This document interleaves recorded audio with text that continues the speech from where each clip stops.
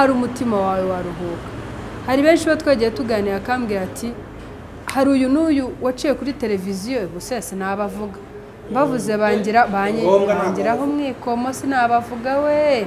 ariko nimvuga uri bwisangemo ashwi nimbivuga uri bwisangemo abantu bakambwira ati rero nibe nawe watanze ubuhamya bwaranyubatse gutya bwamfashije gutya numva nifuje ko nzakubona nkakuganiza kubera iki kibazo kiremereye numvaga kindemerereye nta wundi muntu kuri isi ndakibwira ni we nyibwiye wenyine tukajya inama twasoza akambwira ati nukuri nibe nawe nati kuko runaka yaciye kuri televiziyo ndangije ndamukurikira mwafashe akambwira ngo uyu munsi ntibishobotse akambwira ngo ejo ntibishobotse wamuha SMS akakwihorera wamuha WhatsApp message akakwihorera ati biza kuvaho mbona nkaho yenda yibaza ko musaba ndamureka.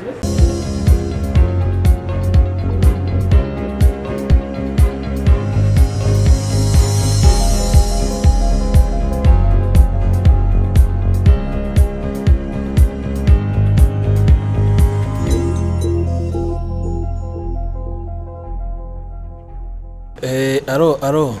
yes ashim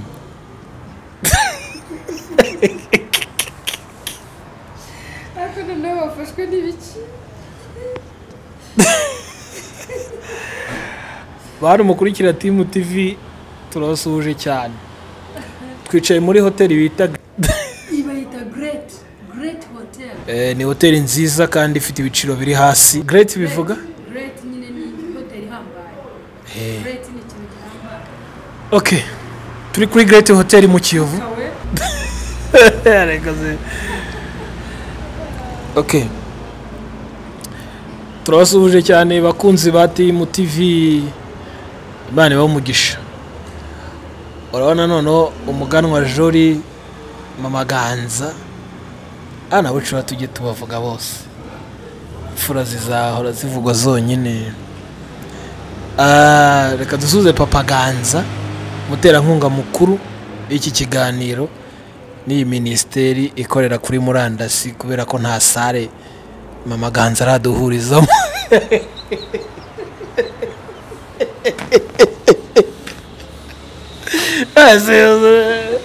Ukorera kuri murandasi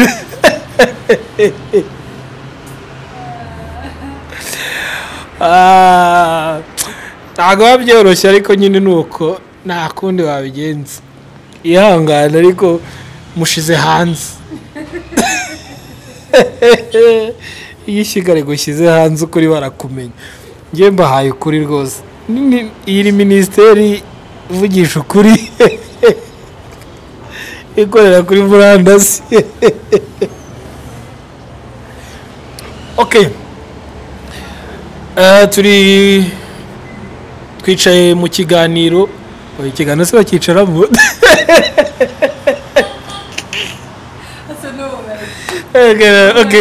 Okay turi mu kiganiro turiho turakora ikiganiro ngiye na Mama Ganza turi kugikorera kuri Great Hotel mu Kiyovu.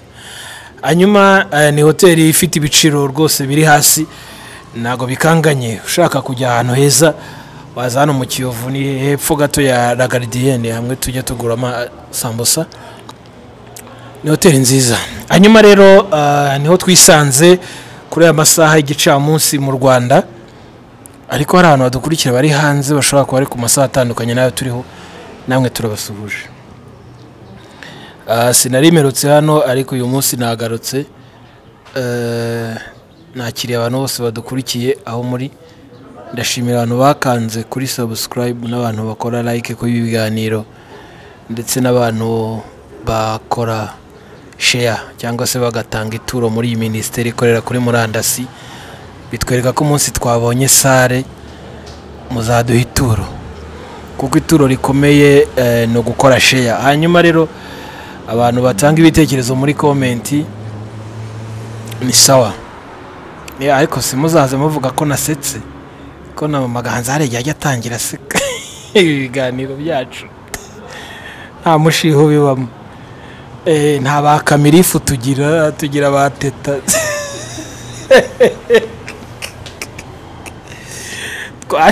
twashize umuze cyokoze haramutse hari umuntu ufite ikibazo birumvikana kubera ko mu isi umwanditsi w'umuhanga Salomo yaranditse avuga ngo mu isi igihe kigira igihe cyacyo. Ntago rero twabura guseka kubera ko turi mu bihe byo guseka, ariko hari abantu bababaye nabo tubabwire tutsi mwihangane, hari igihe cyo guseka kuko buri gihe kiba gifite ikindi kigiye kugusimbura. Wagihewe wumve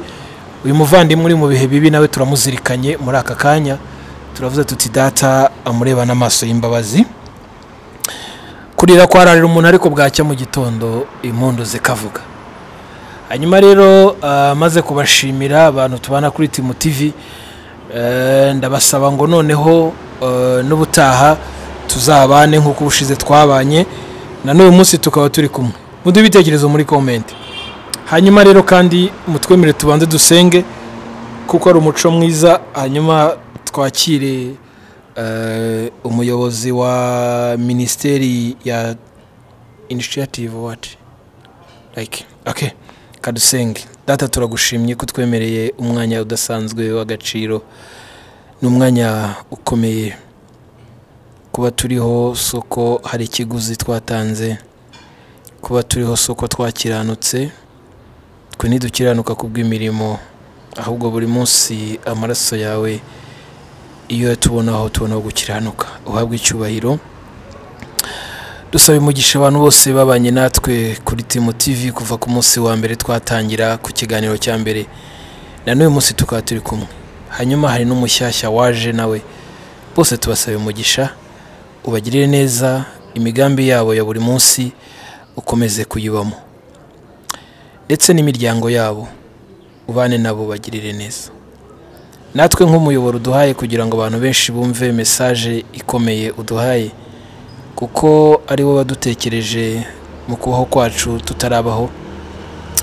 ukaturema, ukatubyara, ukaturera, ukadukuza. Uyu munsi tukaba tubasha guhisi ibyo udushishiye muri twe. Data turabigushimiye kuko wagize neza.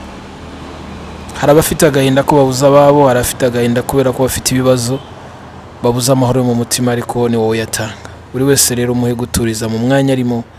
kandi buri wese umuhe gufashwa n'ibyo unyujije muri twe muri uyu mwanya. Urakoze kugize neza kubw'uyu mwanya uduhaye kuganira, kandi tuzi kuragira umumaro kuri benshi. Ni mu izina rya Yesu tubyambaje, urakoze, amen. Murabona nyine babuja yaratangiye gufashwa, ikiganiro kirarangiye, tutahe nundi ko nyirangirije.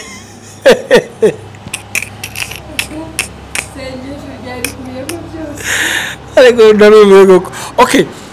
topic y'uyu munsi rero turi buze kwibanda cyane kuri keya hagati y'abapaseri n'abakirisitu,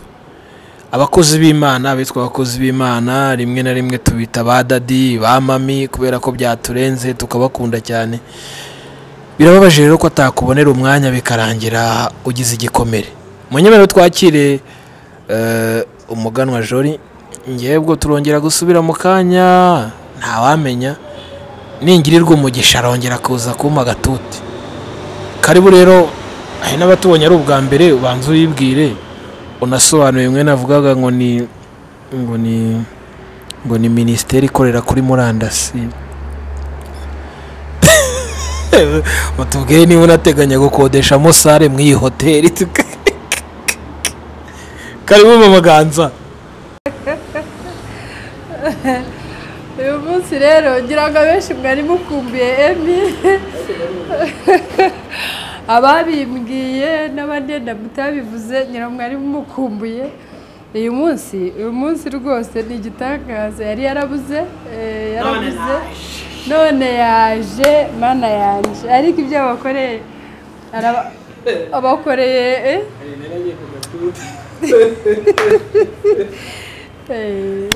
nge rero ku mazina muranzi,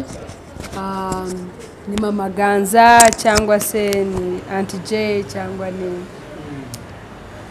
iryo wanyita ryose. Ndabasuhuje cyane mu izina rya Yesu. Yesu ashimwe. Emi yansekeje, sinzi ko uyu munsi ndi bushobore no kuvuga, ariko uyu munsi noneho uranyishe kabisa urukunsetsa na rero uyu munsi rundi munsi mwiza Imana yaturemeye ni ukuri pe dusetse nibaza ko nta cyaha twaba dukoze ni ubuntu bw'Imana bugeretseho ubundi njya mpora mbibabwira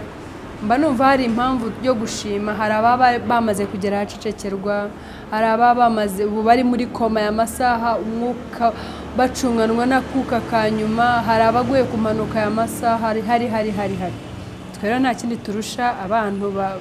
abo bose ni ubuntu bw'Imana bugeretseho ubundi rero Imana iguha umugisha kuko ubusekeje abantu wongeye kubakirigita rero ku bantu mwese inshuti za Team TV mumaze kumenya nitwa Mumaganza nitwa Jolie nitwa amazina yose turashaka kuzajya tuvuga Anti J gusa ndibaza ko byaba ari hagije so rero topic dufitiye umunsi ni topic ishimishije cyane kandi topic ibabaje cyane kandi topic ikomeye cyane ariko uburyo Emmy yatangiye aseka byatumye mbese nanjye nisanga aseka ariko iyi topic ni topic itoroshye kandi igushije abantu benshi hanze aha isitaje abantu benshi hanze aha irakomeye rero mwese ndabiyegereje kandi Imana ibaha umugisha mwese abamaze gukora subscribe ku buryo ikiganiro kinyuraho gita kibageraho abakora share mwebweho muri umugisha w'indenga kamere niko navuga kuko nababwiye yuko ushaka kwisanga uri ikiraro cyo kugira ngo undi Imana yateganirije iki kiganiro kimugereho niyumva ukuri kumubature rero Imana yo mu ijuru iduhana umugisha turawakiriye amen hanyuma rero uyu munsi wenda nk'uko tubigarutseho bavuze ngo irashimishije cyangwa irababaje uyu munsi wasanga reka duhere kuri wowe asanga utanga ibiganiro hano hagira umuntu wagukenera ukaba busy kandi warabitubwiye ahangaha mukaza mutwereka ko muri beza ariko behind aho tutareba mukatuburira umwanya wasanga byo bigaragara ku bakozi b'Imana mwe nabo batandukanye si bose ni badadi na bamami bamwe bose nubi birahari cyane ibyo bintu birahari cyane ariko semi ubu tubatera amabuye baba bari bize nyine baba bari bize badafite umwanya ariko kandi mu by'ukuri ni ikintu niyo mpamvu natangiye avuga ngo ni ikintu washimishije nyine uburyo yatangiye topic ariko hano ni ikintu kibabaje cyane uhereye kuri jewe rero amugani ngo ijya kurisha ihera aho hafi aho ngaho aho hafi aho hafi y'urugo rero reka amugani nihereho ni ukuri nihereyeho kuva ntangiye gukora ibi biganiro hari abantu benshi bagiye bangana benshi cyane pe akantelefona cyangwa akampa message akambwira ati hari cyane nka témoignage cyangwa ubuhamya bwanjye natanze ku Isimbi TV ryatumye abantu benshi cyane bangana banyeneyeho inama ni ukuri nakoze ibishoboka abantu bose bamaze kungana nkora ibishoboka uwo mfatira ka record nka kamaka ka voice note uwo duhura maze guhura n'abantu benshi bangisha inama kandi ni ukuri akahava arize yihanaguye akagenda nezerewe avuga ati inama mpaye iramfashije akagwa n'ituro oya mana yanjye dore bose barahari arahari amatura azaza ibyo si ikibazo umva ukuntu bimeze banza ukore umurimo data yaguhaye ukorana umwete ukorana urukundo ukorana ubushake n'umurava hashobora no kuza utari wa wundi wagiriye inama ikamugirira umumaro bikamukuriyo Imana ikamutuma gusa ngo genda urebe uyu mukozi wanjye genda urebe uyu mukobwa wanjye yubakiye urubakika rurakomera yagiriye inama uyu nguyu umwana wari waramunaniye birongere birashoboka uyu nguyu business yari yaramunaniye nyamara yaramuhagurukije uyu munsi arimo kumubwira ngo ageze kure n'uyu nawe dore yamufashije genda uyu mwana wanjye umumera ituro ejo ushaka ukabona cyavuye witinye iparitse hariya niyo mpamvu rero njye mba numva ntabwo ituro ari ryo cyihutirwa si cyo kintu cyihutirwa ahubwo ikihutirwa nicyo giye mariye wa muntu ujungana. Rero nkuko bivuga amaze guhura n'abantu benshi n'ukuri kumva bakubwiye abakozi b'Imana baciye kuri nkuko kwanje nyine akamwishimira akumva ikintu cya kimubabaje atabwiye umubyeyi we, atabwiye inshuti ye, atabwiye umuvandimwe we, akumva umutima uramusunitse ngo shaka uriya muntu. Niyo wabwira iki kintu cyakubabaje, niyo washobora kukumva ko numvise nawe yaragiciyemo, bari we wenyine ushaka, ahari umutima wawe waruhuka. Hari benshi batwagiye tuganira akambwira ati hari uyu n'uyu waciye kuri televiziyo gusa sinabavuga, bavuze bangiraho mwikomo sinabavuga we, ariko nimvuga uri bwisangemo ashwi, nimbivuga uri bwisangemo. Abantu bakambwira ati rero nibe nawe watanze ubuhamya bwaranyubatse gutya, bwamfashije gutya, numva nifuje ko nzakubona nkakuganiza kubera iki kibazo kiremereye numvaga kindemerereye, nta wundi muntu kuri isi ndakibwira, ni we nyibwiye wenyine. Tukajya inama twasoza akambwira ati nukuri nibe nawe, nati kuko runaka yaciye kuri televiziyo, ndangije ndamukurikira ngo mfashe, akambwira ngo uyu munsi ntibishobotse, akambwira ngo ejo ntibishobotse, wamuha SMS akakwihorera, wamuha WhatsApp message akakwihorera, ati biza kuvaho mbona nkaho yenda yibaza ko musaba ndamureka. Nejo bundi naho hari undi nawe waciyeho, nawe nuko byangendekeye, ariko nza kwisanga ko nukuri pe ntacyo nawe amariye, aranyihorera nuko njyeho ndamuhumuriza, umwe babiri batatu bose mbahumuriza. Ni rero aba bantu baba bize cyane, yamaze gutanga ubuhamya bwe, ese yamaze gutanga ikiganiro, ese yamaze gutanga inyigisho, usanga afite urutonde rw'abantu benshi cyane bamugana, ugasanga hari ubwo bitoroshye kugira ngo bose abatendinge kandi cyangwa se bose abaganirize, kandi bimusaba no kugira kandi kazi kakora kamuteza imbere, bimusaba no kugira undi murimo w'Imana wakora, ugasanga hari ubwo bitoroshye. Ariko kambabwira abakozi b'Imana nubwo nkabavugira nukuri birakwiye, uwo muntu ajya kukwifuza kukugana ari uko nukuri bimeze nabi, ari uko bimeze nabi, yumva ko nta wundi yabwira, yumva ko nta n'ikindi kindi agutezeho uretse kumutega amatwi gusa, akakubwira ubuzima bwe ukuntu yababaye. Wagira amahirwe ukaba ugira amarira hafi, ukarirana nawe, ukamuhobera, ukamuhumuriza. Nibyo nta n'ikindi badukeneyeho, nta n'ikindi badukeneyeho. Nuko wasoza yenda ukamugira n'inama y'icyaje akuganye gushaka, wenda ni business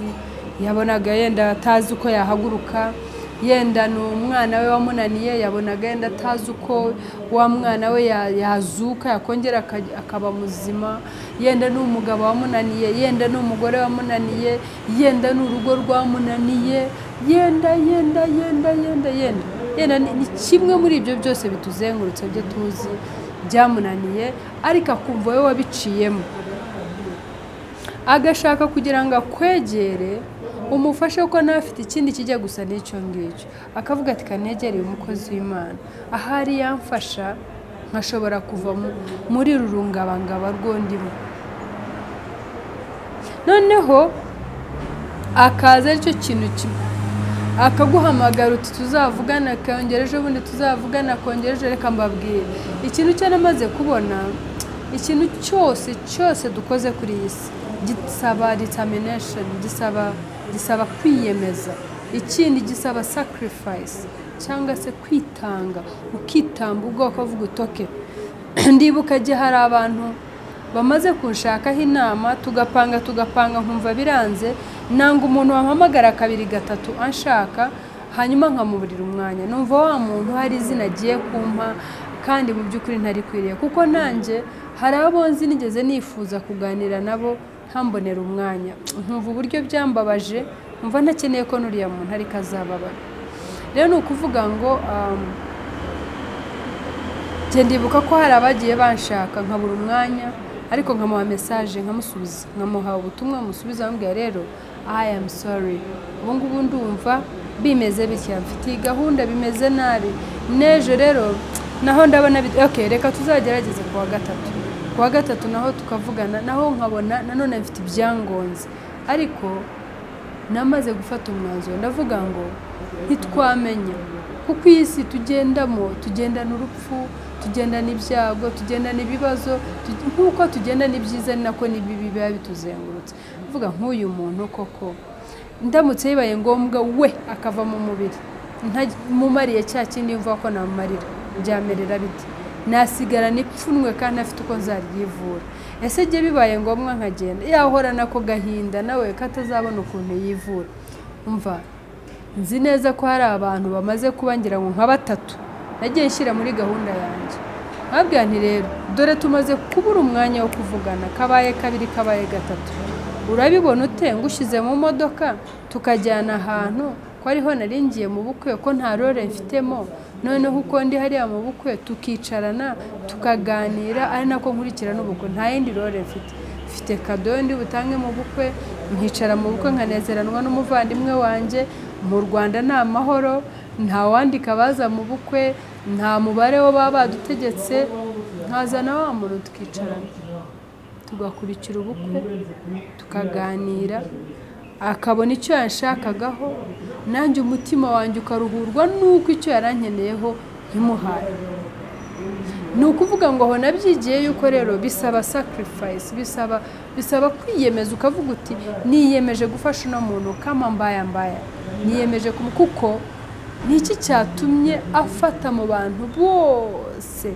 akaba ari igihe akeneye kugisha inama ese nuko afite ubwenge bwinshi ese nuko yumva ko nta kindi si amafaranga nkeneyeho si ikindi si ubwenge ndusha abandi ahubwo bavuga ngo iyi Mana yemeye ko ari jyewe uzamugira inama ni ukuri nabo ubwanjye nkavuga ntoya hari impamvu Imana ari jye yemeye ko ashaka ko hari benshi bakamugiriye inama hari benshi bandusha kuvuga hari benshi bandusha ijambo ry'Imana hari benshi bandusha ijambo ry'ihumure hari benshi bafite ibyo bandusha n'imyaka n'ubuzobere kila kitu uvuga nti rero hari impamvu ari jyewe yahisemo yuko ari jye tuvugana nawe si we rero iyo mpamvu reka aba ariyo mpa agaciro cyane rero nabonye ibyo bintu uko ari bitatu iyo utarabigira muri wowe ni ukuri birakugora rero ni ukuvuga ngo hagaciro cyane impamvu ki ari wowe yahisemo mu bakozi b'Imana bose bamunyuze imbere akaba ari wowe yitaho cyangwa akaba ari wowe ashaka icyo kintu giha agaciro cyane uvuga iti cyatumye umwana w'umukobwa ari jya haka agaciro cyangwa uyu mugabo cyangwa uyu mubyeyi cyangwa uyu mu businessman or a woman hari impamvu ari jye yahisemo kandi iyo mpamvu iri godly ni impamvu y'ubumana ntabwo ari ubwe ntabwo ari we kuko abaye ari we mubura umwanya pe mubura umwanya ariko ni ukuvuga ngo uhaye agaciro impamvu ari we yahisemo mu bantu bose ukongera ugaha agaciro ikintu cyitwa sacrifice kuko rega iyo tureba niyo tuvuga ngo turi abakristo ubundi kristo kuvuga ngo turi abakristo turi abantu ba kristo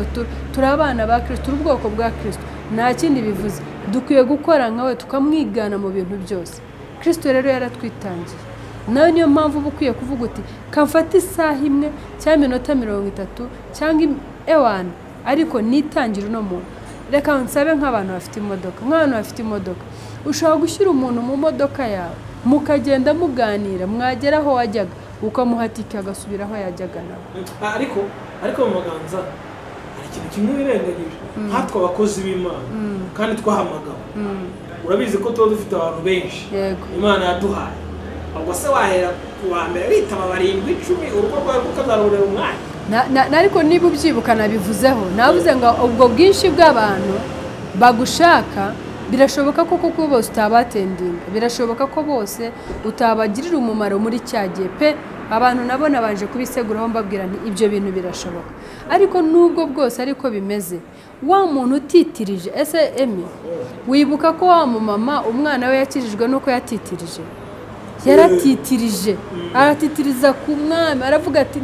mva bigera n'abavuga ati imbwa ubwaye burya rega itungwa n'ubuvungukira buvuye ku meza ya sebuja yaratitirije agira ate so umuntu ugutitirijeho kuki wamuburira umwanya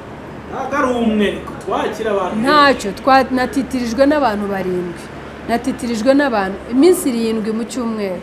kandi ya minsi 7 nagahayemo abantu barindwi mfitemo n'ibindi byinshi ngomba gukoramo sibyo ariko ni hahandi mushobora gufata karandiriye yanjye nkagenda nshyiramo naho nakubwira iminsi 5 naho nakubwira iminsi 2 ibyo byose bigaragaza agaciro ki kumpaye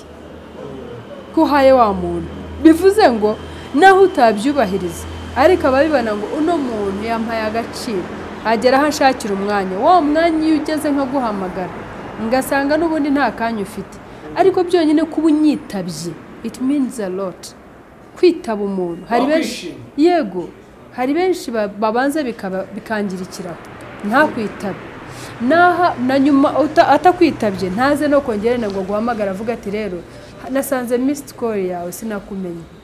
cyangwa se naho warenze ukamuha ka message turiko tinakubonye ku isimbi cyangwa ku ihumure cyangwa kuri Team TV uvuga ibintu bimfata numva rwose nagushaka numva ni wowe wanye muri ikibazo mfite yego no ukuvuga ngo wabona iyo message ukituriza ntugire reaction ntugire icyo ukora kwereka umuntu ko wabonye message kandi rwose ubabaranye nawe cyangwa nawe ko kurayibona ko ari ngombwa kuvugana nawe utinyihanganira nshaka kanya ntumusubize muri make ari WhatsApp message ari SMS sanzwe ukabyinyora ukabyignoringa neje ukabyirengagiza neje bundi wa muntu ubwo urumva bimeze bite ntabwo yaguhamagaye yagushaka amafaranga yagushakagaho ijambo ry'ihumure ryonyine mu by'ukuri ejo bundi hari uwo twahuye nawe namuburiye umwanya nk'ibyo byo tuvuga ariko nari ndambwira nti kangusaba ati byagutwara iki tujyanye ko hari ubukwe ngiyemo ko nta role mfitemo byagutwara iki tujyanye tukicarana nkakurikira ubukwe bw'umuvandimwe ariko nawe nkagutega amatwi ko mbona ibi bintu bikomeje gutwara iminsi kandi ko ntajya mbikunda kumva ko hari umukozi w'Imana w'amaba hari umukristo cyangwa umuvandimwe wampamagaye nkamuburira umwanya harambwira ati nta kibazo haritunganya tugenda tuganira noneho twasoreje ikiganiro arambwira ati rero umukozi w'Imana ati ntabwo ushaka kumva ukuntu nduhutse ati ndaruhutse ati numva umutima wanjye uruhutse ati nashatse runaka ndamubura shaka runaka ndamubura mbaza umunyamakuru wamuwaje arongera amanomero ye ndabwira nti narayishatse atariko nta kindi numvaga nifuza gusubona nabwira ibintu bindemerereye numva ko hari ukuntu uwo mutwaro wamvaho ambwira ati Imana yo mu ijuru iguha umugisha aturanduhuye emi namuhaye iki kindi se ati byonyine ko gaciro kubona ari wampamagaye ukabinyibutse ati kubona ari wampamagaye ukagera nawe usaba imbabazi uti basi tujyane aho kugira nkomeze kuburira umwanya mwese bari kutwumva reka uyu mubyeyi mushyire hanze akuraburije telefoni ze ni 0788869033 umuhamagara abagere gukeneke ariko umuga ndebe ko azabikora nigende nukuri uko Uwiteka nshoboje ndabikora pe nukuri kandi ndasaba namwe mwese mwagiye munyeneraho inama mwokabyarana uwo naba ntarayigiri wandike muri comment utima magaza tuje nta kanyurama ariko nukuri biri bumfashe kugira ngo nawe nkwibuke ngo hakanya kawe ariko ikintu cyo nibuka nuko kugeza ubu ndumva nta muntu ufitiye umwenda uretse umumama uri mu ntara wambwiye ati ningera i Kigali nzagushakira kutakubura urumva aracyari mu ntara ntabwo ari giye wabuze niwo mwenda wo numva mfite mu bantu bose ariko ari abari muri Amerika ari abari muri Canada ari abari mu Bubiligi ari abari mu Buholandi ari abari mu Bushinwa ari abari Uganda Kenya Tanzania nukuri buri muntu ngerageza uko nshoboye nkamuha kanya ke kandi nkumva aranyuzwe hari abangisha inama mu bucuruzi hari abangisha inama kujya mu Bushinwa ukuntu wajyayo ukagira ibyo ukurayo kandi bikagufasha ku mafaranga make kandi ukuye the best quality byose ngerageza uko nshoboye ari ubuzima busanzwe ari mu byose naragerageje. Rero bakoze ibimana si uko yenda ari ukuvuga ngo ntabwo ari uko ari umwanya mwinshi ifite, si uko hari byinshi bifite mbafashisha, oya, umuntu icyambere cyaha agaciro ni ukubona nawe wamuhaye agaciro ukamuha akanya kawe, biramuhagije, biruta amafaranga watekereza kuba waha uwo muntu. Biraruta. Reka mbabwire, niba hari ikintu cy'umuntu ahaye agaciro ugukeneye, ni ukumva ubwawe wikozemo umurimo ukagira icyo utayiwe, utamusosoresha, warampamagaye urambura, ukamuhamagara. Uwo muntu aricara akavuga ati naho wamburira umwanya, byonyine kuba wampamagaye byanyeretse agaciro wampaye. Ikintu kibuze rero bakoze ibimana, nubwo bwose duhuze, nubwo dufite byinshi cyane bitugoye, ariko reba igishoboka kugira ngo uriya muntu umutima we woroherwe, uruhuke. Wowe kabyara ufite byinshi, ufite abana, ufite umugabo cyangwa ufite umugore, ufite urusengero, wenda uri umushumba, ufite imirimo isanzwe, ufite ivugabutumwa ryo hirya na hino, ufite ibintu byinshi, ariko wowe kabyara gerageza uko ushoboye. Naho wajya, ngiye kubabwira akantu ariko ntimugire ngo njye niko nkoresha, ariko njye nkakoresha ku bindi kandi kakamfasha. Nshobora no gufata za nomero zose z'aba bantu nkaba nabakorera message imwe, nkabahumuriza nkabwira nti nakuburiye umwanya penda gusaba imbabazi, nuko ikibazo amanomero tuba tutayazi. Ubwo nagiye kubahereza nk'urugero rw'ikintu runaka mbafite gisaba abantu banje benshi. Njya ahantu ho bita muri broadcast kuri WhatsApp, nkafata message nkayigeza ku bantu banje bose, kandi bikanyorohereza nabo ubwabo bikabagusha neza. Niba ari kubamenyesha nkambamenyesheje bose, kandi abashyize kuri za group WhatsApp groups zibagora, muzi ko nazo ubuzabaye ikibazo. Bose bakababonye bwa butumwa nashaka kumugezaho, kandi bose bakabonera hamwe. N'aba bantu rero niba byari bishoboka, naho wamuha ka message gusa uti nyihanganira dia we rwose ejo basuzanshake, biramuhagije. Ako kantu gashobora kugira ikintu kiremereye kimanuka ku mutwe wawe cyutazi kurikije ahantu maze kuganira nabo. Nicyo kintu bamaze kumbwira, akambwira ati niba wababaraga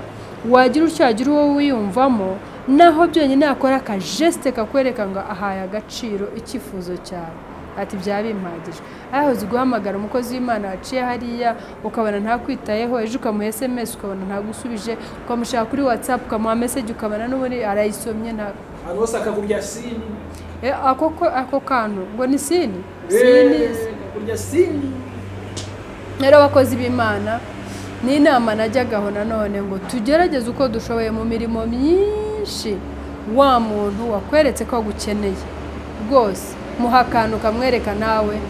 ko wabonye ko agukeneye. Gashobora ko konyine ashaka kugashingiraho akagira ikintu kimwururukaho, kandi nawe Imana ikazabiguhera umugisha. Amen. Turamushimiye Mama Ganza, Imana imumugisha. Tuzagaruka ubutaha nanone kandi turi kumwe, ariko noneho mbere yuko tugana ku musozo nabanza dusabire umugisha. Basabiye umugisha mwese, Imana yo mu ijuru aho umugisha. Twese Abakora subscribe, abakora share, abakora like, abakomentinga, ariko mujye mukomentinga, munabyandike hirya no hino, murabimbwira, ariko munakomentinge, mugaragaze, hagira abo mubwira ngo nanjye hari icyankozeho, nanjye hari icyo wamariye se, cyangwa se ndumva hari icyo wamfasha cyane cyane, uti ngushaka nakubona ntese, cyangwa ikikuri ku mutima. Rero reka dushime Imana kandi tuyisabe kugira ngo iduhane umugisha muri uru rugendo turimo, nitutagwa isari tuzasarura. Rero reka dushime Data mu izina rya Yesu, tuguhaye icyubahiro, wakoze gutangirana natwe, wakoze gusozanya natwe. Mwami, nta kindi twavugaga hano, tuzi ko Mwami we nyaguhora ku ngoma ari we wari urimo utanga inama. Buriya nuko wabonye ko iri jambo hari uwo riri bugirire umumaro, hari umukozi w'Imana ubona yuko ari buhembukire kuri iri jambo. Mwami mwiza, yenda yabonaga yuko abantu ari benshi, ni igitero ntiyarazi uko yabigenza, ariko yenda hakaba hari akayira kamwe yumvise gashobora kumufasha kugira ngo nawe afashe ubwoko bwawe. Kuko abantu benshi bararushya hano hanze, abantu benshi barababaye, abantu benshi babuze uwo babwira, abantu benshi babuze ubatega ugutwi, abantu benshi ni ukuri bagowe nuko babuze umwizerwa. Mwami yagize amahirwe akamutega ugutwi, ugasanga hari abagenda akamena amabanga ibyo yababwiye byose, kagenda kerura ati Jori buriya afite iki kibazo, Jori buriya namufatiye muri iki, namufashije aha.